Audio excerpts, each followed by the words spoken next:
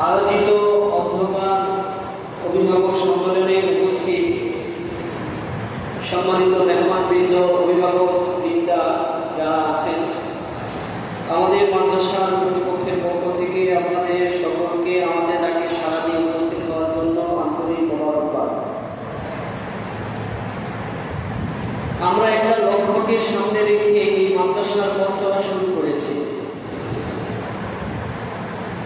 এবং এই পথ চলায় লক্ষ্যে পৌঁছার জন্য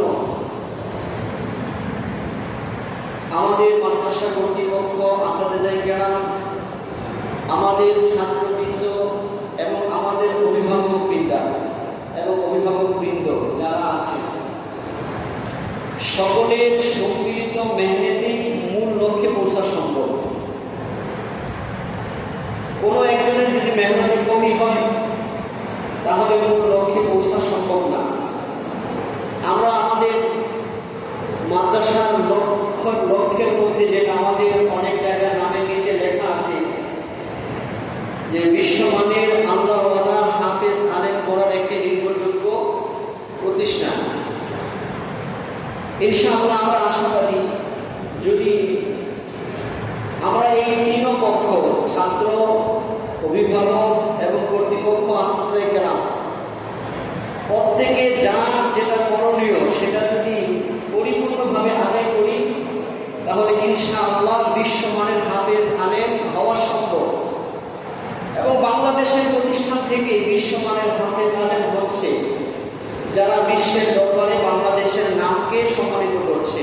কয়েকদিন আগেও বাংলাদেশের একজন হাফেজ সারা বিশ্বে প্রথম স্থান অধিকার করে দেশের মানকে উজ্জ্বল করেছে। এটা অসম্ভবের কিছু না, কিন্তু এই তিন শ্রেণীর যে কোনো এক শ্রেণীর যখন ত্রুটি হয়, হোক সেই ত্রুটি ছাত্রের নিজের অথবা স্বয়ং কর্তৃপক্ষের অথবা অভিভাবকের, যে কোনো এক জায়গায় যদি ত্রুটি হয় তাহলে মূল লক্ষ্যে পৌঁছা অসম্ভব হয়ে যায়।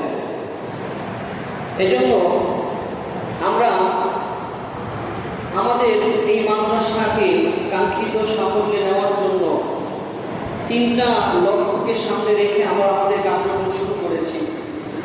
তার মধ্যে প্রথম লক্ষ্যই হল যোগ চাহিদার ভিত্তিতে পরিবর্তনশীল ও উন্নত মান ও আদর্শমান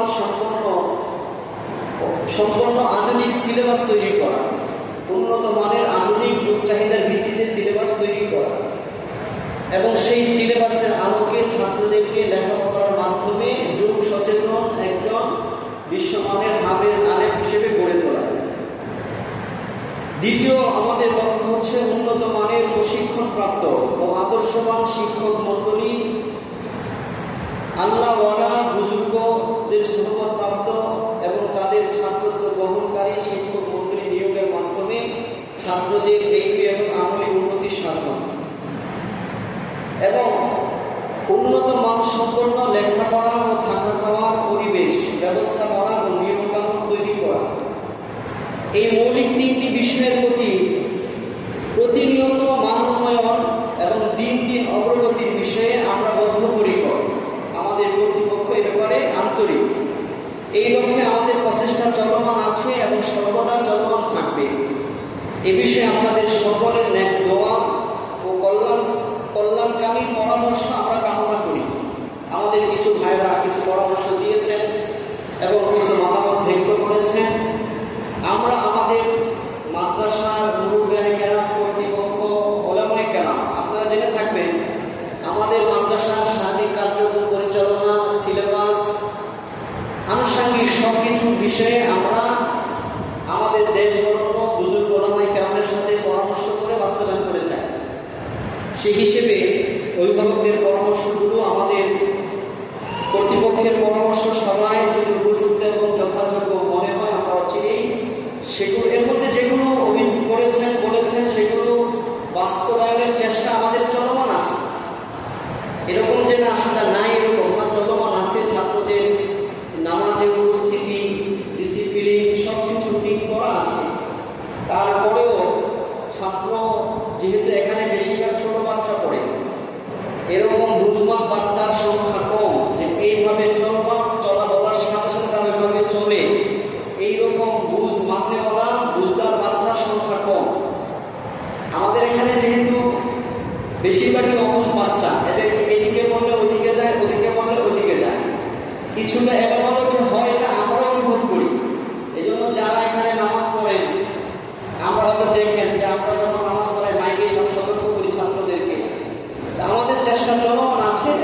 যেহেতু অভিভাবকদের পক্ষ থেকে পরামর্শ যে বিষয়টা গুরুত্ব দেওয়া, ইনশাআল্লাহ আমরা আরো জোরালোভাবে এই বিষয়টা গুরুত্ব দিব ইনশাআল্লাহ। অনেক বড় বড় মাদ্রাসায় দেখা যায় ছোট ছোট বাচ্চাদেরকে শুধুমাত্র এই সমস্যার কারণে মসজিদে আনে না। উপরে বাচ্চারা নামাজ পড়ে, বড় ছাত্ররা মসজিদে নামাজ পড়ে, তো সেখানে এলোমেলোটা হয় না। তো বাচ্চাদেরকে নিয়ে আমাদের চলা ইনশাআল্লাহ আমরা লক্ষ্য করছি। আমরা যখন 3 বছর আগে মাদ্রাসা চালু করেছি তখন থেকে বর্তমানের পরিবেশ অনেক উন্নত আলহামদুলিল্লাহ। ছাত্ররাও আগের থেকে অনেক বুদ্ধিমান হয়ে গেছে যে এখানে কিভাবে চলতে হবে, কোন নিয়মে থাকতে হবে। এই বিষয়ে আমরা ইনশাআল্লাহ সচেষ্ট থাকব। আমাদের প্রতিষ্ঠানের সাথে সম্পৃক্ত যে 3 শ্রেণী, এই প্রতিষ্ঠান সহ যে কোনো প্রতিষ্ঠানের মান উন্নয়নের জন্য এই 3 শ্রেণীর তথা ছাত্র, অভিভাবক এবং কর্তৃপক্ষ আসতেজায়েরা আন্তরিক ইচ্ছা ও প্রচেষ্টা অত্যন্ত জরুরি। এদের কোনো এক শ্রেণীর অবহেলা, অমনোযোগিতা ও দায়িত্বহীনতা প্রতিষ্ঠানের উন্নতি অগ্রগতির সাথে বড় বাধা বলে আমরা মনে করে থাকি। এজন্য আমাদের প্রতিষ্ঠানে প্রতিনিয়ত কর্তৃপক্ষ ও শিক্ষক মণ্ডলীর মান উন্নয়ন ও সংস্কারের লক্ষ্যে নিজেদের করণীয় নির্ধারণ, ভুল ত্রুটির আত্মসমালোচনা ও ভবিষ্যতের জন্য প্রয়োজনীয় নির্দেশনামূলক শিক্ষক মিটিং, পরামর্শ সভা নিয়মিত করা হয়, যেখানে আমাদের ত্রুটিগুলো আমরাই খুঁজে বের করে সেগুলোকে সংশোধন করা, আরও বেশি উন্নত করা আমরা প্রতিনিয়ত চেষ্টা করে থাকি। এমনকি প্রতিষ্ঠান ও ছাত্রদের লেখাপড়া ও তরবিয়তের জন্য কোনো কর্তৃপক্ষ বা কোনো শিক্ষককে অমনোযোগী ও দায়িত্বহীন মনে হলে তার বিরুদ্ধে প্রয়োজনীয় ব্যবস্থা গ্রহণ করা হয়। এমনকি তার নিয়োগ বাতিল করে তার জায়গায় আরও বেশি যোগ্য ও দায়িত্বশীল কাউকে নিয়োগ দেওয়া হয়। নিয়োগ দেওয়ার প্রয়োজন হলে তাৎক্ষণিকভাবে তা বাস্তবায়ন করা হয় এবং লেখাপড়ার মান উন্নয়নের লক্ষ্যের প্রয়োজন অনুযায়ী পর্যাপ্ত ও যোগ্যতা সম্পন্ন নতুন নতুন শিক্ষক ও কর্মচারী নিয়োগ দিতে আমরা কার্পণ্য করি না। সেটা পরামর্শ সাপেক্ষে যখন আমরা মনে করি এটা আমাদের কর্তৃপক্ষ এ ব্যাপারে সচেষ্ট এবং যথেষ্ট আগ্রহী। আমাদের 2য় শ্রেণী যারা ছাত্র, এই ছাত্রদেরকেও দিন দিন উন্নত মন মানসিকতা এবং তর্কীয় সম্পন্ন ব্যক্তি হিসেবে গড়ে তোলার লক্ষ্যে লেখাপড়ায় মনোযোগী, কর্ম পরিশ্রমী, আদর্শবান ও আল্লাহর আদরওয়ালা আমলওয়ালা হিসেবে গড়ে তোলার লক্ষ্যে নিয়মতান্ত্রিকভাবে দৈনিক, সাপ্তাহিক ও মাসিক বিভিন্ন ধাপে নসিহত ও দিক নির্দেশনা প্রদান করা হয় এবং প্রয়োজনীয় সিদ্ধান্ত গ্রহণ করা হয়। ছাত্রদেরকে ভালো এবং আমলি জিন্দেগি গ্রহণ করার প্রতি এবং ভালো লেখাপড়ার প্রতি উৎসাহিত করার লক্ষ্যে বিভিন্ন রকমের পুরস্কারে পুরস্কৃত করা হয়। এমনকি কোনো অনিয়মকারী ছাত্রকে বারবার বোঝানোর পরেও সে মোতাবেক সতর্ক না হলে, তার কারণে প্রতিষ্ঠানের নিয়মের ব্যাঘাত ঘটলে ও তার দ্বারা অন্য ছাত্রদের লেখাপড়া ও আমলাখলাকের ক্ষতি হওয়ার আশঙ্কা হলে অভিভাবকের সাথে আলোচনা সাপেক্ষে আসতেজার কর্তৃপক্ষের পরামর্শের ভিত্তিতে তাকে বহিষ্কারের সিদ্ধান্ত পর্যন্ত নেওয়া হয়, যাতে করে সেই অমনোযোগী এবং দুষ্ট ছাত্রের কারণে অন্যরা ক্ষতিগ্রস্ত না হয়। এবং ভর্তির ক্ষেত্রেও মেধাবী, পরিশ্রমী ও অমনোযোগী ছাত্রদের প্রাধান্য দেওয়া হয়। এই হচ্ছে ছাত্রদের মান উন্নয়নের জন্য আমাদের প্রচেষ্টা। এবং এই প্রতিষ্ঠানের সম্পৃক্ত 3য় পক্ষ আপনারা অভিভাবকরা যারা আজকে এখানে সমবেত হয়েছে, আপনাদের সন্তানদের লেখাপড়া ও লেখাপড়ার ব্যবস্থাপনার মান উন্নয়নের লক্ষ্যে আপনাদেরকে আরও বেশি সচেতন ও দায়িত্বশীল কার্যকরী ভূমিকা পালন করতে উদ্বুদ্ধ করা ও প্রয়োজনীয় দিক নির্দেশনা দেওয়ার জন্যই আমাদের আজকের এই আয়োজন। প্রতি বছর আমরা গুরুত্বের সাথে এই অভিভাবক সম্মেলনগুলোর আয়োজন করে থাকি। আপনারা যারা আমাদের ডাকে সাড়া দিয়ে এখানে উপস্থিত হয়েছেন আপনাদেরকে মোবারকবাদ। যারা গুরুত্ব দিয়ে উপস্থিত হয়নি, গুরুত্ব না দিয়ে উপস্থিত হয়নি কিংবা উপস্থিত হয়েও গুরুত্বের সাথে কথা শুনছেন না, তাদের জন্য আমরা দোয়া করি আল্লাহ পাক তাদেরকে সন্তানের লেখাপড়ার প্রতি আরও বেশি দায়িত্বশীল ও যত্নবান হওয়ার তৌফিক দান। অনেকে আসে কথা শোনে না। আমাদের অনেক গুরুত্বপূর্ণ কথা আমাদের মহিলা অভিভাবকদের জন্য বলা হয়। আমাদের মহিলা অভিভাবকরা যেহেতু আমরা দেখি না, অনেকেই অমনোযোগী থাকেন। আমি আপনাদের কাছে অনুরোধ করবো আপনারা কথাগুলো যত্ন সহকারে মনোযোগ দিয়ে শুনবেন। সন্তানের লেখাপড়ার মান উন্নয়নের জন্য আপনার সার্বিক করণীয় কি? মাদ্রাসা কর্তৃপক্ষ সর্বাবস্থায় আপনাদের সার্বিক সহযোগিতা কামনা করে আপনার সন্তানের লেখাপড়ার মান উন্নয়নের পথে। এই জন্য আপনার করণীয় হলো আপনার সন্তানের নিয়মিত মাদ্রাসায় প্রয়োজনীয় শিক্ষা সামগ্রী সহ উপস্থিতি নিশ্চিত করুন। অনেক গার্জিয়ান দেখা যায় ছাত্র 3 দিন ধরে খাতা নাই, খাতার ব্যবস্থাও করে না, অভিভাবক আসেও না। বাচ্চা মাদ্রাসায় আসতেছে, খাতা নাই, কলম নাই। ওস্তাদরা যখন খাতার কাজ খাতা খোঁজে, তার কাছে খাতা নাই, কলম খোঁজে, তার কাছে কলম নাই, তার কাছে প্রয়োজনীয় শিক্ষা সামগ্রী নাই। অভিভাবক ভর্তি করে চলে গেছে, শিক্ষা সামগ্রী ব্যবস্থা করে নেয়, বা ভর্তি হয়েছে, শিক্ষা সামগ্রী যেটা ছিল ওটা শেষ হয়ে গেছে, নতুন খাতা কিনে দিতে হবে। অভিভাবক এরপরে খোঁজ খবর রাখেন না, অনেকেই দেখা যায়। এর দ্বারা ওই বাচ্চাটার ক্ষতি হয়। এই জন্য আমরা এবার সচেতন থাকবো ইনশাআল্লাহ। নিয়মিত প্রতি মাসে কর্তৃপক্ষের সাথে আলোচনা করে সন্তানের লেখাপড়া, আমল আখলাক ও লেখাপড়ায় মনোযোগিতার খোঁজ খবর রাখুন। এটা আপনাদের একটি দায়িত্ব। এবং সন্তানের সমস্যাগুলো দায়িত্বশীল ওস্তাদ ও কর্তৃপক্ষকে অবহিত করুন। এক এক বাচ্চার এক এক সমস্যা। আল্লাহ তাআলা এক এক মানুষকে এক এক প্রকৃতি দিয়ে সৃষ্টি করছে। এই যে আপনার বাচ্চার কি সমস্যা, সে কোন দিকে মনোযোগী বেশি, তার কোন বিষয়টা ওস্তাদরা খেয়াল করতে হবে, এটা তার শ্রেণী শিক্ষকের সাথে আদবের সাথে বসে আপনি কি করেন, তার কাছে জানান যে হুজুর আমার ছেলের এই সমস্যা, আপনি কি এটা খেয়াল করেন, হুজুর আমার বাচ্চার এই বিষয়টা। তাইলে ওস্তাদ সচেতন হবে, তার মনোভাবটা বুঝতে পারবে, সেগুলোই তার শিক্ষার জন্য তিনি ব্যবস্থা নিতে পারবেন। ছুটি থেকে মাদ্রাসা খোলার তারিখে অবশ্যই উপস্থিত নিশ্চিত করুন। এই ব্যাপারে আমাদের অনেক অভিভাবকরা অসচেতন। দেখা যায় মাদ্রাসা বন্ধ হয়েছে 1 সপ্তাহ, উনি আরো 2 সপ্তাহ 3 সপ্তাহ পরে নিয়ে আসছে, আইসা ওই সমস্যা ওই সমস্যা। অথচ এই 1 মাসে এই বাচ্চা মাদ্রাসায় 2 বছর থাইকা যে মনোযোগী হয়েছিল, এই 1 মাসে মোবাইল টিপা আর অন্যান্য আজেবাজে ছেলেদের সাথে থাইকা মাদ্রাসা তার মনোমানসিকতা শেষ হয়ে গেছে। এখন আমরা বসে না। এই জন্য অভিভাবক সচেতন থাকবো, কারণ ধারাবাহিকতার একটা উপকার আমরা সকলেই জানি। আমরা কচ্ছপ আর খরগোশের গল্প সবাই পড়েছি, ছোট সময় পড়েছি না, যে একটা কচ্ছপের গতি কম কিন্তু সে নিয়মতান্ত্রিক চলছে, আরেকটা কচ্ছপের গতি কম কিন্তু সে নিয়মতান্ত্রিক চলছে, আর খরগোশের গতি কম বেশি কিন্তু সে অনিয়মতান্ত্রিক, পথে মাঝে মাঝে সে বিরতি দিয়েছে। আর মনে করছে কচ্ছপ তো অনেক পিছে, কিন্তু এই কচ্ছপ খরগোশের উপর বিজয় লাভ করে। কেন? তার নিয়মতান্ত্রিকতা। একটা ছাত্র যখন সারা বছর মাদ্রাসা যতদিন খোলা ততদিন ক্লাস করে তার লেখাপড়ার যে বরকত সে পায়, আরেকটা বাচ্চা যত মেধাবী হোক, সে পরীক্ষায় ক্লাসে 1 নাম্বার হোক, সে যদি 1 সপ্তাহ মাদ্রাসা অনুপস্থিত থাকে, সে কয়েক মাসের বরকত নষ্ট হয়ে যায়, তার মনোযোগ নষ্ট হয়ে যায়, পড়ার এলিমের যে একটা আগ্রহ তলব। মাদ্রাসার ছাত্রদেরকে বলা হয় তলেবে ইলম, তথা ইলম অন্বেষী, ইলম অন্বেষী। এখন ছাত্রের ভিতরে যদি ইলমের অন্বেষণ না আসে, তাহলে সে এখনো ছাত্র হতে পারে নাই, সে এখনো হয়তো বাবা মার দরে লেখাপড়া করে বা ওস্তাদের শাসনের দরে লেখাপড়া করে।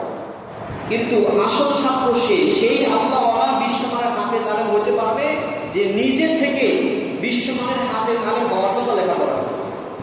তার দ্বারাই সম্ভব। ওস্তাদরা যে নিজে চায় না, যার লেখাপড়ার মন-মানসিকতা নাই, ওস্তাদরা তারা একটা নিয়মের ভিতরে বাইন্ধা রাখতে পারবে, কিন্তু তাকে বিশ্বমানের হাফেজ আলেম বানানো সম্ভব না যতক্ষণ সে নিজে আগ্রহী না হয়। আর আগ্রহ নষ্ট হওয়ার একটা মৌলিক কারণ হচ্ছে নিয়মতান্ত্রিক মাদ্রাসায় উপস্থিত না থাকা। এই জন্য আমরা অভিভাবকরা এই বিষয়ে সচেতন থাকবো, আমার সন্তান যেন মাদ্রাসা খোলা আর সে বাড়িতে, এটা যেন পশ্চিম কালেও না হয়। আমরা চেষ্টা করবো ইনশাআল্লাহ। আল্লাহ তাআলা সকলকে তৌফিক দান করেন। লেখাপড়ার স্বার্থে মাদ্রাসা প্রতিষ্ঠান কর্তৃপক্ষ কর্তৃক নির্ধারিত সময় ব্যতীত অনুরোধ করে ছুটি নেওয়া বাঞ্ছনীয়। অনেক সময় ছুটি নেয়, মাত্র মাদ্রাসার 1 সপ্তাহ ছুটি গেল, পরের সপ্তাহ আইসা বলে অনুষ্ঠান 1 সপ্তাহ ছুটি লাগবে, পরের সপ্তাহ আইসা বলে অমুক জায়গায় যাবে, 1 সপ্তাহ ছুটি লাগবে। ছুটি না দিলে মন খারাপ, অভিভাবকের চেহারা কালো করে ফেলে। আমরা যদি বলি যে বাচ্চার প্রতিভাবে ছুটি নাই, চেহারা কালো করে ফেলে, বোঝাই দেয় যে খুব কষ্ট পাইছি। আমরা যে নিয়মটা করলাম আপনার সন্তানের ভালোর জন্য, ছুটিটা যে দিলাম না আপনার সন্তানের ভালোর জন্য, কিন্তু আপনি মুখ কালো করে বোঝাই চাইলেন যে হুজুর আপনার ছুটি না দেওয়াটা ভালো লাগলো, অথচ ক্ষতি আমি আমার সন্তানের করতেছি। এই জন্য চেষ্টা করব যে সন্তানের নির্ধারিত ছুটি ছাড়া দরখাস্তের ছুটি না নেওয়া। এবং অভিভাবক চাইলে এটা সম্ভব। অভিভাবক যদি চায় যে না, আমার বাসার কোনো প্রোগ্রাম থাকলে, কোনো সামাজিক অনুষ্ঠান থাকলে আমাদের যাবতীয় সিদ্ধান্ত কমাস কম 1 মাস আগে থেকে থাকে। আপনি মাদ্রাসা কর্তৃপক্ষ যোগাযোগ করেন যে মাদ্রাসার ছুটি কবে, বন্ধ কবে করবে, ওই সময় আমি বিবাহ দিই, ওই সময় সামাজিক অনুষ্ঠান দিই। আর এই দূরদারাজের আত্মীয় স্বজনের বিয়ে শাদীর অনুষ্ঠান সন্তানকে যদি ভালো আলো বানাইতে চান ওগুলো থেকে দূরে রাখেন। কারণ আমাদের সমাজের বিয়ে শাদীর পরিবেশ ভালো না, গুনাহের পরিবেশ, নাচ গানের পরিবেশ। ওগুলাতে যায়া বাচ্চারা হীনমন্যতায় ভোগে। আপনি বাচ্চাকে হাফেজ বানানোর জন্য মাদ্রাসায় দিচ্ছেন, আর ও চাচাতো বোনের বিয়ের অনুষ্ঠানে যায়া দেখেন চাচাতো ভাই, মামাতো ভাই, খালাতো ভাই এরা বহু নাজায়েজ স্মৃতি করতেছে, তো তার মনটা ভেঙে যায়। কদিন পরে সেও বলবো যে বাবা আমি হেফজ করবো না, 20 পারা করে ফেলছে, এখন করবো স্কুলে করবো। আচ্ছা বলেন, সেই স্কুলে পড়ানো মন মানসিকতা কার কাছে পাইবে? মাদ্রাসার কোনো ওস্তাদ স্কুলে পড়ার জন্য উদ্বুদ্ধ করে না, মাদ্রাসার কোনো ছাত্র উদ্বুদ্ধ করে না। সে তার আত্মীয় স্বজনের কোন বাচ্চা তার সে উৎসাহিত হয়েছে, কোনো চাচাতো ভাই, মামাতো ভাই, এলাকার বন্ধু তাকে উৎসাহিত করছে, মাদ্রাসায় তো কষ্ট করিস না, স্কুলে পড়, নাউজুবিল্লাহ। অথচ তাকে জান্নাতের রাস্তা থেকে সরায়া দূরে দিতেছে।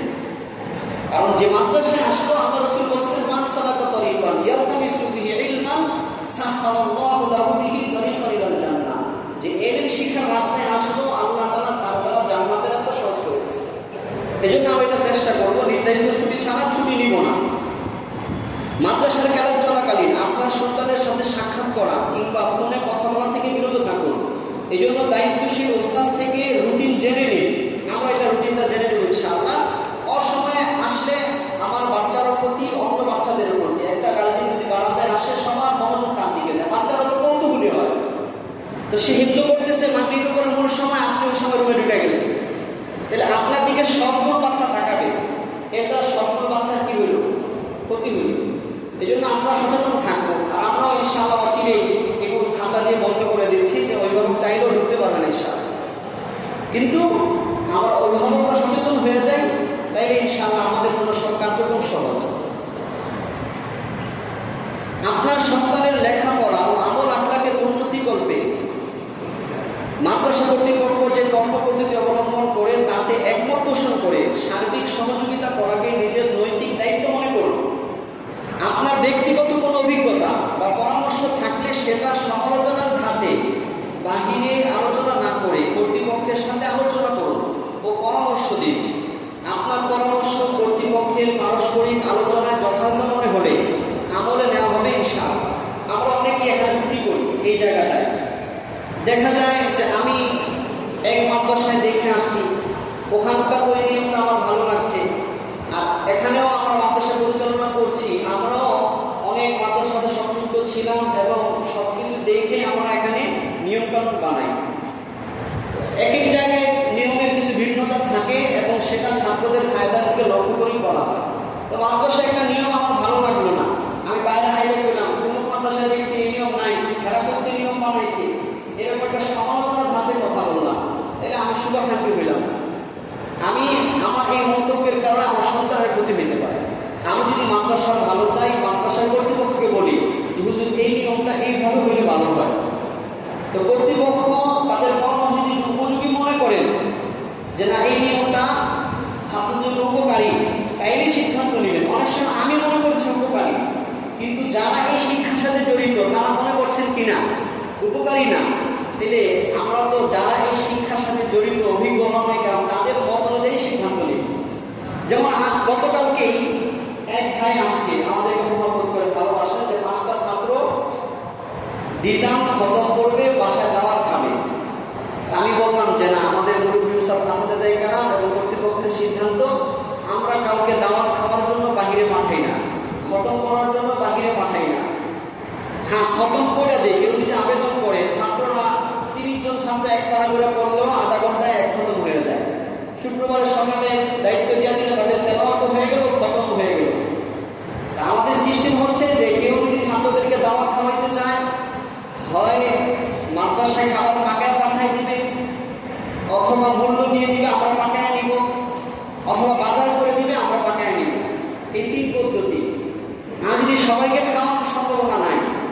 তাইলে আপনি মাদ্রাসার গোড়াবা ফান্ড, লিল্লা ফান্ড, গরিব ছাত্রদের ফান্ড আছে, ওই ফান্ডে দান করে দেন।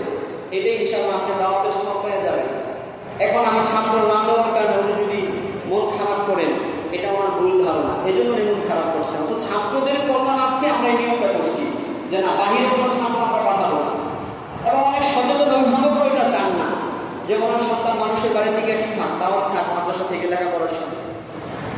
এরকম অনেক নিয়ম আছে, কোন অভিভাবক কাছে খারাপ মনে হয়, কিন্তু বাস্তবে সেটা খারাপ না। এই জন্য আপনি বাহিরের সমালোচনা না করে কর্তৃপক্ষকে জানান। কর্তৃপক্ষ যদি মনে করেন যে না, আসলে এই নিয়মটা আমাদের সমস্যা বা ত্রুটি, তাহলে আমরা পরামর্শ করে সেটা আমরা কি করবো, পরিবর্তন করে নেব ইনশাআল্লাহ। আপনার সন্তানের লেখাপড়া আমল আখলাক দৌলতের উন্নতি থাকা হওয়ার পিছনে দৈনিক ও মাসিক বহু টাকা খরচ হয় এবং প্রতি মাসে কর্তৃপক্ষ ভর্তুকি দিতে হয়। এখন আমরা ভর্তুকি দিচ্ছি, কাজেই আপনার থেকে খোরাকি ও বেতন বাবদ নামে মাত্র পরিমাণ ধরা হয়েছে, তা অবশ্যই প্রতি চলতি ইংরেজি মাসের 1 থেকে 10 তারিখের মধ্যে পরিশোধ করুন। আমরা অনেকেই এ ব্যাপারে উদাসীন, প্রতি চলতি মাসে আমরা পরিশোধ করি। আমাদের এটা কোনো ব্যবসায়িক প্রতিষ্ঠান না যে আমরা পুঁজি খরচ করবো এরপরে আপনারা কি দিবেন, অন্য হিসেবে দিবেন। এটা কোনো ব্যবসায়িক প্রতিষ্ঠান না, এটা একটা অলাভজনক প্রতিষ্ঠান। এই পুরো জায়গা অক্ষ করা, যারা মাদ্রাসা করছেন 7-8 কোটি টাকা খরচ করছেন, সামনেও করবেন, ওনাদের 1 টাকাও দুনিয়াবি ফায়দা নেই। এখন ওনারা আল্লাহর জন্য প্রতিষ্ঠান করছেন। এই যে বিল্ডিং হয়েছে, সামনে আমাদের ছাদ প্রয়োজন, প্রায় 100 টন লোহাই লাগে এখানে। আলহামদুলিল্লাহ ওনারা তো করতেছেন। বিতর্কত ছাত্রদের লেখাপড়া, আসাদাজাই গ্রামের বেতন, ছাত্রদের শিক্ষা সামগ্রী, কারেন্ট, বিদ্যুৎ, গ্যাস, এই সবগুলোর পিছনেও লক্ষ লক্ষ টাকা খরচ হচ্ছে। আমরা যেটা ধরেছি একেবারেই সীমিত। আপনারা আশ্চর্য হবেন, আমাদের এক ভাই খাবারের মান উন্নয়নের কথা বলেছেন। আমরা চাইলে ওই মানের মাদ্রাসা করতে পারতাম, যেটা 10,000 টাকা ভর্তি ফি, মাসিক 10,000 টাকা বা 8,000 টাকা, অনেক জায়গায় 15-25,000 টাকা ভর্তি ফি নেই। এবং কি কি তারা করে আমরা সেটা অবগত, আমরা সেটা জানি না এরকম না, আমরা জানি যে তারা কি কি সুবিধা দিয়ে এরকম নিচ্ছে, কিন্তু এর দ্বারা ফায়দা উন্নতের কম হয়। যারা ধনী তারাই করতে পারবে, গরিবের বাচ্চারা কম করতে পারবে। এই জন্য আমাদের কর্তৃপক্ষের পরামর্শ হয়েছে যে না, আমরা সীমিত করে ধরি, যেটা সহ্যের ভিতরে। তো বর্তমানে 3 বেলা খানা দিয়ে 83 টাকার মাধ্যমে, কয় টাকার মাধ্যমে 2500 টাকা নেওয়া হয়। 83 টাকার মাধ্যমে 3 বেলা খাওয়া দাওয়া হয়। আপনি হিসাব করেন যে এই টাকা দিয়ে আমরা খাবার মানটা আর কতটুকু করতে পারবো। আমরা আশেপাশের বহু মাদ্রাসা দেখেছি যে তাদের খাবারের মানের চাইতে আলহামদুলিল্লাহ আমাদের খাবারের মান ভালো, এটা অনেক অভিভাবকরাই বলছে। আমরা তারপর সচেষ্ট, এবং এখন দ্রব্যমূল্যের মূল্য অনেক বেশি। আপনারা যারা চাউলের মূল্য বেশি, তেলের মূল্য বেশি, সব কিছুর মূল্য বাড়তেছে। এবং বর্তমানে যে টাকাটা নিচ্ছি, এই টাকাটা নিয়ে চলা আমাদের জন্য হিমশিম হইতেছে। এই জন্য আগামী বছর থেকে খাবারের টাকার মূল্য বাড়াইতে হবে।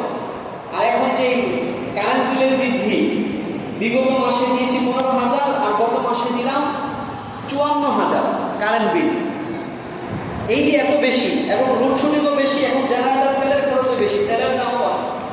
এই সব কিছু মিলে আমরা হিমশিম খাইতেছি যে আমরা যে মান উন্নয়ন করবো, মান উন্নয়নের জন্য তো ওই লেভেলে আসতে হবে। এবং অনেক ছাত্রদেরকে আমরা ফ্রিও দিচ্ছি, কাউকে 2,000 টাকা আমরা ছাড় দিতেছি, কাউকে 1,500 ছাড় দিতেছি, অবস্থা অনুযায়ী। এই জন্য আমরা ইনশাআল্লাহ আপনারা যারা আবেদন জানিয়েছেন, আমরা এগুলো বিবেচনায় পরামর্শ করব, যতটুকু সম্ভব হয় যেন সবার জন্য সহজ হয়, সেইভাবে ইনশাআল্লাহ সচেষ্ট থাকবো। অনেক সময় দেখা যায় যে অনেক যারা ধনী হয়, একটু আর্থিক সচ্ছলতা আছে, তারা বলেন যে হুজুর আপনি 5,000 টাকা করেন, খাবার মানটা ভালো করেন। কিন্তু আমি জানি এই 5,000 টাকা আমার 70% অভিভাবক দিতে পারবে না, আমার 70% অভিভাবক 5,000 টাকা দিতে পারবে না। তা আমি একজন অভিভাবকের পরামর্শ শুনে যদি চালু করে দিই, তাহলে আমার 70% অভিভাবক অভিযোগ নিয়ে আসবে। এই জন্য সবারটা সমন্বয় করে আমাদের সিদ্ধান্ত নিতে হয়। এই জন্য যারা একটু ভালো তাদেরকে বলে আপনি মাঝে মধ্যে ভালো মন্দ আইনা ছাত্রকে দেওয়া যাবে, পাওয়া যাবে, তাইলে বাচ্চার মনটা খুশি থাকবে যে না, মাদ্রাসার পরিবেশে আমরা আমাদের সাধ্য অনুযায়ী চেষ্টা করতেছি। এখানে আমাদের কোনো লাভ রাখা যে আমরা টাকা বেশি নিয়ে কম দিচ্ছি দিই, এরকম কোনো চিন্তাই আমাদের নাই, আলহামদুলিল্লাহ। এই জন্য আমরা যেই টাকাটা ধরা হয়েছে প্রতি মাসে পরিশোধ করে দিব। অনেক অভিভাবক পরিশোধ করে না, বাচ্চাকে নিয়ে বাইরে চলে যায়, ওস্তাদ জিজ্ঞেস করে যেন সাক্ষাৎ করে না। আবার আলহামদুলিল্লাহ অনেক অভিভাবক খুবই সচেতন, ওনারা সময় হওয়ার আগেই নিয়মতান্ত্রিকভাবে দিয়ে দেন, তাদেরকে আমরা অত্যন্ত জাযাকাল্লাহ মোবারকবাদ জানাচ্ছি। সর্বপ্রকার লেনদেন মাদ্রাসার রসিদ বইয়ের মাধ্যমে করতে হবে। রিসিট বই ব্যতীত কোনো লেনদেন গ্রহণযোগ্য নয়। মাসিক পদেও ও তথ্য ভুলে যাওয়া কিংবা দায়িত্বশীলদের সাথে দ্বিমত তৈরি হওয়া এড়াতে অবশ্যই বেতন কাজ সংগ্রহ করুন। অনেক এটা করি না, অনেক সময় ভুলে যায়, আপনি এসব আমি দিয়েছি আর দায়িত্ব না ওঠে নাই, দেন নাই। এই মতভেদ এড়ানোর জন্য হচ্ছে আপনি বেতন কাটবেন, আপনি যে মাসে টাকা দিয়েছেন ওই মাসে হুজুর থেকে সাইন দিয়ে নেন, তাইলে এখানে ভুলে যাওয়া বা দ্বিমত হওয়ার কোনো কি থাকে না, আশঙ্কা থাকে না। আলহামদুলিল্লাহ অধিকাংশ অভিভাবক বেতন কার্ড নিয়েছেন, অনেকে এখনো নেন নাই, তারা এটা নিয়ে নেবেন ইনশাআল্লাহ। সন্তানের ভবিষ্যতে লেখাপড়া ও শিক্ষা পরিকল্পনার বিষয়ে সন্তানের ওস্তাদ কর্তৃপক্ষের সাথে পরামর্শ করে সিদ্ধান্ত নিজের কিংবা সন্তানের অনুযায়ী সিদ্ধান্ত নিলে অনেক সময় অপূরণীয় ক্ষতি হয়। সন্তানের লেখাপড়ার বিষয়ে আপনি ওস্তাদের সাথে পরামর্শ করলেন না, আপনি একটা সিদ্ধান্ত নিলেন, 6 মাস এনে পড়ালেন, 6 মাস ওই জায়গায় পড়ালেন, 5 বছর নষ্ট করে বলে হুজুর কিচ্ছু হইল না। এই জন্য আপনার সন্তান ভবিষ্যতে কোথায় পড়বে, সামনের ক্লাসে কি করবে, এই ব্যাপারেও আপনি আপনার সন্তানের ওস্তাদের সাথে মাদ্রাসার কর্তৃপক্ষের সাথে কি করবেন, পরামর্শ করবেন। আমাদের দেশের অনেকেই মাদ্রাসার লাইনটা অনেকে বোঝে না, যে সামনের ধাপে কোথায় পড়াতে হবে, কি পড়াতে হবে। অনেক সময় অভিভাবক বাচ্চার সময় নষ্ট করে। এই জন্য আপনাদের কাছে অনুরোধ, আপনার সন্তান হেফজ শেষ করেছে, সামনে কি করবে, এই পরামর্শটাও আপনার মাদ্রাসার কর্তৃপক্ষের সাথে করেন। আপনার সন্তান নুরানি শেষ করেছে, সামনে কি করবে, তার জন্য কি উপযোগী, এই পরামর্শটাও কার সাথে করবেন, আপনার মাদ্রাসার কর্তৃপক্ষের সাথে। তাইলে ইনশাআল্লাহ তারা আপনার সন্তানের জন্য কল্যাণকামী একটা পরামর্শ দেবে। আরো একটি বিশেষ করণীয়, আপনার সন্তানের মাদ্রাসা ছুটিকালীন কিংবা বাড়িতে থাকাকালীন আপনার অভিভাবকের দায়িত্ব কর্তব্য, এটা খুবই গুরুত্বপূর্ণ। এই কারণে অনেক বাচ্চা নষ্ট হয়ে যায়। মাদ্রাসাওয়ালা মাদ্রাসায় দায়িত্ব পালন করেন, কিন্তু ছুটিকালীন সময় অভিভাবক দায়িত্ব পালন করে না, যার কারণে বাচ্চা নষ্ট হয়ে যায়। এই জন্য আপনার এই বিষয়গুলো খেয়াল রাখবেন। লম্বা ছুটিকালীন সময়ে ছাত্রদের করণীয় লেখাপড়ার কাজ ও নিয়মিত নামাজ, 5 ওয়াক্ত নামাজ জামাতের সাথে পড়ার বিষয়টি যাচাই করার লক্ষ্যে অভিভাবকের প্রতি দিক নির্দেশনা সহ একটি নামাজ আদায় চার্ট দেওয়া হয় এবং তাতে অভিভাবকের মন্তব্যের গড় থাকে। আপনি গুরুত্বের সাথে সেই চার্ট সংরক্ষণ ও পূরণ করার বিষয়টি দায়িত্ব গ্রহণ করুন ও আপনার মন্তব্য ও স্বাক্ষর সহ সেটি ছুটি শেষে মাদ্রাসা কর্তৃপক্ষের কাছে জমা দেওয়ার ব্যবস্থা করুন। আমাদের অনেক অভিভাবক এটা জানে না, আর বাচ্চাকে আমরা দিলাম, বাচ্চা বাসায় নিয়ে ওই কাগজটা নষ্ট করে দেয়। আমার এক পরিচিত অভিভাবকই বলতেছে যে এই কাগজ যে দেওয়া হয় আমি জানি না, তো বাচ্চা বাসায় পৌঁছায় নেই। এই জন্য আপনার সচেতন থাকতে হবে যে তোমার নামাজ 5 ওয়াক্ত পড়া যে চাপ দেওয়া হবে, চাপ কই, ওই চাপ নেওয়া, ওইটা আপনি পুরো ছুটিকালীন সময়টা চেক করেন, খোঁজ খবর নিয়ে তারপরে কি করবেন, ওইটা আবার বন্ধুর জমা দিতে হবে। অনেকে জমা দেন, আমরা কাগজটা ফিরিয়ে দিই এবং ঘোষণা করছি যারা জমা দিবে না ওটার মূল্য না হবে 50 টাকা অটোমেটিক তার মাসিক টাকার সাথে যুক্ত হয়ে যাবে। আরো একটি বিষয়, বর্তমান সময়ে ছাত্রদের লেখাপড়ার আগ্রহ, মনোযোগিতা এবং আমল আখলাক নষ্ট করার অন্যতম কারণ হলো অ্যান্ড্রয়েড মোবাইল ব্যবহার। আমাদের অনেক ছাত্ররা এই অ্যান্ড্রয়েড মোবাইলের বাসায় গিয়ে আসক্ত হয়ে যায়। গেম, টিকটক, ফেসবুক, ইউটিউব সহ ছাত্রদের জন্য ক্ষতিকারক অন্যান্য সামাজিক যোগাযোগ মাধ্যম ব্যবহার, নাটক, সিনেমা, নাজায়েজ গান বাদ্য ইত্যাদির আসক্তি, লিপ্ততা, এগুলো দ্বারা ছাত্র নষ্ট হয়েছে। এবং বেশিরভাগ ছাত্রদের যখন আমরা খবর নেই যে বাসায় গিয়ে মায়ের মোবাইলের মাধ্যমে এই সমস্যাটা তৈরি হয়। মার মোবাইলে সে টিকটক দেখে, মার মোবাইলে সে গেমে আসক্ত, নাজায়েজ নাটক, সিনেমা আসক্ত। এর একটা ছাত্র হাফেজ কোরআন হবে, আলেম হবে, সে যখন ওইটার মজা যখন পাবে আর ওইটার মধ্যে তার ব্রেনের ডোপামিন খরচ হবে, তখন সে পড়ায় মজা পাবে না। এক বন্ধে মোবাইলে আসক্ত হয়ে আসছে, পরের বন্ধে সে প্ল্যানিং করবে মাদ্রাসায় আর করবো না, মাদ্রাসায় পড়লে তো মোবাইল টিপা যায় না। কারণ আমাদের মাদ্রাসায় ছোট বড় সকল ছাত্রের জন্য মোবাইল নিষিদ্ধ, সব ধরনের মোবাইল নিষিদ্ধ। কেউ ধরা খেলে তাকে বহিষ্কার করা হয় যে লুকায় মোবাইল আনছে মাদ্রাসায়। তাহলে বাড়িতে যদি কন্ট্রোল না হয় আর মোবাইল আসক্ত, অনেক অভিভাবক এটা বলে যে বাড়িতে মোবাইল টিপসে নষ্ট হয়ে গেছে। আচ্ছা বলেন, বাড়িতে মোবাইল টিপা কন্ট্রোলের দায়িত্ব আমাদের না আপনাদের? অভিভাবকের। আরেকটি বিষয় বলি, এখন তো অভিভাবকরা জানে না জায়গায় মহিলা ছাত্রীরা মোবাইলে আসক্ত হয়ে এখন হিন্দুরা দিনদার নারীদেরকে ট্রামে ফালানোর জন্য, বিশেষ করে মাদ্রাসা পড়ুয়া ছাত্রীদেরকে ট্রামে ফালায় প্রেমে আসক্ত করে ভারতে পাচার করে দিতেছে, পতিতালয়ে বিক্রি করে দিতেছে। এরকম নিউজও একদিন আগে আসছে। এই জন্য শুধু মেয়েকে মাদ্রাসায় দিয়ে আমি মুক্ত হয়ে গেলাম, বাচ্চাকে মাদ্রাসায় মুক্ত হয়ে গেলাম, তার খোঁজ খবর রাখলাম না, দায়ভার আমি অভিভাবক নিতে হবে। এই জন্য আমরা সচেতন থাকবো ইনশাআল্লাহ। আরো একটি বিষয়, বাড়িতে গিয়ে খারাপ ছেলেদের সাথে, এলাকার বাজে ছেলেদের সাথে বাচ্চারা মিশে তাদের থেকে নেশা শিখে। আমরা গত বছর একটা ছাত্রকে বহিষ্কার করছি এই কারণে, মাদ্রাসার কোনো শিক্ষক যেটা টানে না, তাহলে সেইটা কোথায় থেকে শিখে আসছে বলে? বাড়ি থেকে শিখে আসছে। হয়তো বাবা নিজে টানে, হয়তো বাচ্চার বাবা নিজে এটা টানে, সেইটা শিখা মাদ্রাসায় নিয়ে আসছে রূপায়। এই জন্য তার বহিষ্কার করা হয়েছে। এই জন্য খারাপ ছেলেদের সাথে, এলাকার বখাটে কিশোর গ্যাংয়ের সাথে আপনার সন্তান যেন না মিশে, এই দায়িত্ব আপনাকেই নিতে হবে। আল্লাহ তাআলা আমাদেরকে তৌফিক দান করেন। সময় অনেক সংকীর্ণ। আরেকটি গুরুত্বপূর্ণ বিষয়, যেহেতু আপনার সন্তানকে নবীর ওয়ারিস ও আল্লাহ হাফেজ আলেম বানানোর জন্য মাদ্রাসায় দিয়েছেন, সেহেতু বাড়িতে থাকাকালীন সন্তানকে বিভিন্ন নাজায়েজ সামাজিক অনুষ্ঠান ও বিবাহশালীর গান বাদ্যের আসরে অংশগ্রহণ থেকে বিরত রাখুন এবং নিজেও বিরত থাকুন। এবং সন্তানকে সুন্নতি পোশাক, টুপি, পাঞ্জাবি, জুব্বা ব্যতীত অন্য অনিসলামিক পোশাক করা থেকে বিরত রাখুন। অনেক অভিভাবক এই কারণে সন্তানকে হাফেজ বানাইতে পারে না। মাদ্রাসায় ঠিকই পাঞ্জাবি টুপি পরে বাড়ি যাওয়ার পর পরে ওইটা খুইলেও প্যান্ট শার্ট পরায় যায়।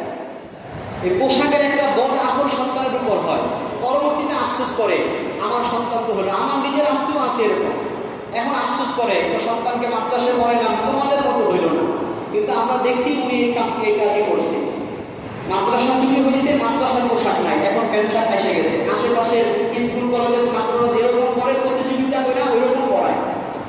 মানে এটা একটা ভাব যে আমার সন্তান মাদ্রাসায় পড়াচ্ছে দেখে কি দামি প্যান্ট কিনাইতে পারবো না, এটা দেখায় না সন্তানকে ওই ধরনের সুন্নতের খেলা পোশাক পড়ায়। তাহলে ওই বাচ্চার ভিতরে আলেমের শান আসবে না, আল্লাহ হাফেজের শান আসবে না। এই জন্য আমরা চেষ্টা করবো, মাদ্রাসায় ভর্তি হয়েছে সুন্নতি পোশাক সবসময়, বাড়িতেও মাদ্রাসায়। আল্লাহ আমাদেরকে তৌফিক দান করে। আরো একটি বিষয়, সন্তানের খোঁজ খবর ইত্যাদির জন্য মাদ্রাসায় আসাকালীন অভিভাবকের দায়িত্ব কর্তব্য। সময় সংক্ষেপে আমি সংক্ষিপ্ত বলে দিচ্ছি। মাদ্রাসার পক্ষ থেকে অভিভাবক কার্ডের ব্যবস্থা করা আছে। এটাও আমরা অনেকে গুরুত্ব দিই না, যে অভিভাবক কার্ডটা অফিস থেকে সংগ্রহ করে নেবে। এই জন্য আমাদের যারা সিকিউরিটি আছে তারা অনেক সময় আটকায় দেয়, যাদেরকে চিনে অনেক সময় ছেড়ে দেয়। কিন্তু নিয়ম হচ্ছে আপনাকে চিনুক না চিনুক, আপনি অভিভাবক কার্ড সাথে রাখবেন। মাদ্রাসার নিয়ম হচ্ছে যে বাচ্চাকে মাদ্রাসা থেকে নেওয়ার জন্য আগমনকালে অবশ্যই ওই কার্ড সাথে রাখুন। ওই কার্ড ছাড়া মাদ্রাসায় ঢুকতে বাধাগ্রস্ত হওয়ার সম্ভাবনা রয়েছে। আপনার সন্তানকে ছুটি নিয়ে বাহিরে নিয়ে যাওয়ার জন্য অবশ্যই অভিভাবক কার্ড সাথে রাখতে হবে, অন্যথায় দায়িত্বশীল দারোয়ান গেটে আটকে দিবে। অভিভাবক কার্ড ছাড়া আপনার সন্তানকে কারোর সাথে বাইরে দেওয়া হবে না। অনেক সময় রিস্কও থাকে, ছেলে ধরো না অভিভাবকের সাথে নিয়ে গেল বাচ্চাটা, তখন কি হবে? তখন আসবে কর্তৃপক্ষের কাছে। এই জন্য আমরা একটু সচেষ্ট থাকবো ইনশাআল্লাহ।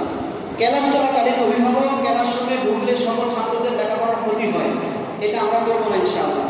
ছাত্র ওস্তাদদের ঘুমের সময় কখনো ফোন করে কিংবা নিজে উপস্থিত হয়ে ডিস্টার্ব করবো না, এটা অনেকে খেয়াল করে না।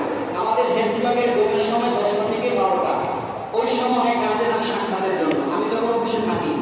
এখন শিক্ষককে ডিস্টার্ব করলে আপনার এই শিক্ষক আপনার সন্তানের সবল সময় ঘুমাবে, সে তো মানুষ। তখন আপনার সন্তানের ক্ষতি করলেন আপনার কারণে, কারণ আপনি তার প্রতিষ্ঠা করছেন।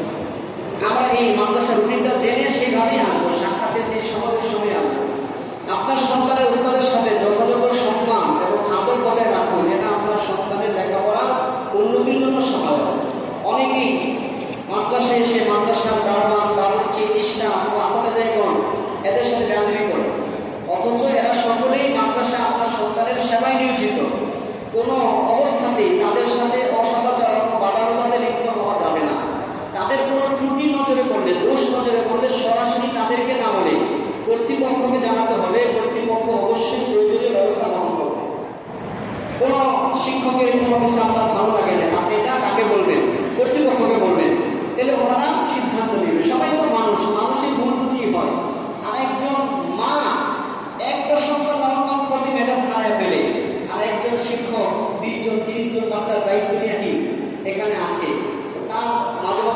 মুখোমুখি হওয়াটাই স্বাভাবিক।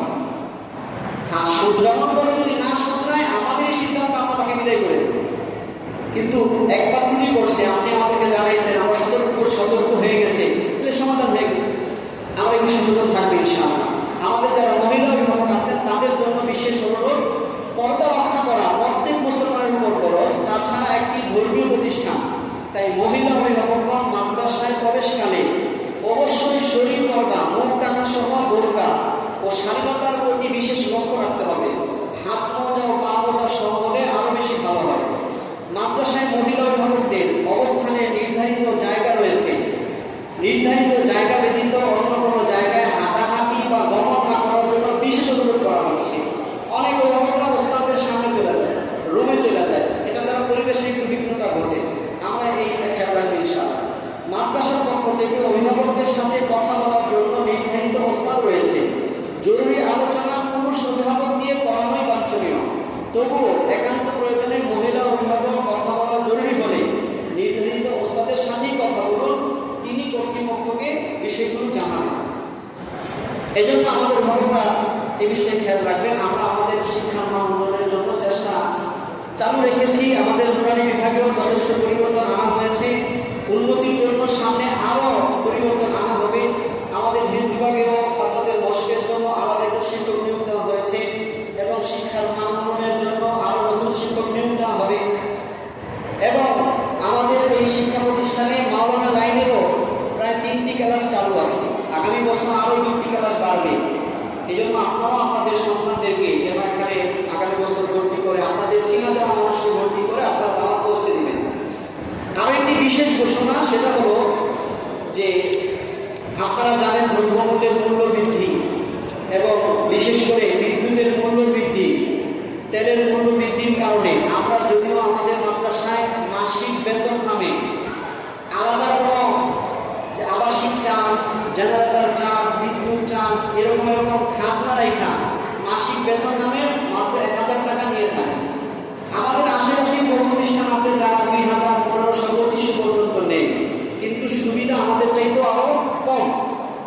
কিন্তু আমরা এখন হিমশিম খাচ্ছি। এজন্য আমাদের পরামর্শ ভিত্তিতে, বিশেষ করে কারেন্টের মূল্য বৃদ্ধির কারণে মাসিক বেতনের সাথে কারেন্ট বিল এবং জেনারেটর বিল হিসেবে 300 টাকা এই মাস থেকে বৃদ্ধি করা হবে। আমরা আশা করি যারা আপনারা আছেন, আপনার সন্তানের লেখাপড়ার সার্বিক ব্যবস্থাপনা ঠিক রাখার জন্য, বিদ্যুতের ব্যবস্থাপনা ঠিক রাখার জন্য আপনারা আমাদের এই বৃদ্ধিটাকে পজিটিভলি নিয়ে আমাদেরকে সাহায্য করবেন ইনশাআল্লাহ। চলতি মাস থেকেই বেতন 1000-এর সাথে আরও 300 কি হবে, যুক্ত হবে। সেটা হচ্ছে বিদ্যুৎ বিল এবং জেনারেটর বিল হিসেবে। আল্লাহ তাআলা আমাদেরকে যে কথাগুলো আমরা বললাম, এই কথাগুলো মানার, বোঝার এবং আমল করার তৌফিক দান করেন। এ পর্যায়ে অল্প সময়ের মধ্যে আমাদের প্রথম সাময়িক পরীক্ষায় আমরা বলেছিলাম ছাত্রদেরকে উদ্বুদ্ধ করার জন্য আমরা বিভিন্ন সময় পুরস্কৃত করে থাকি, যাতে করে ছাত্ররা লেখাপড়া উৎসাহিত হয়। তো যারা প্রথম সাময়িক পরীক্ষায় ক্লাসে মেধা তালিকা এসেছে 1, 2, 3 হয়েছে,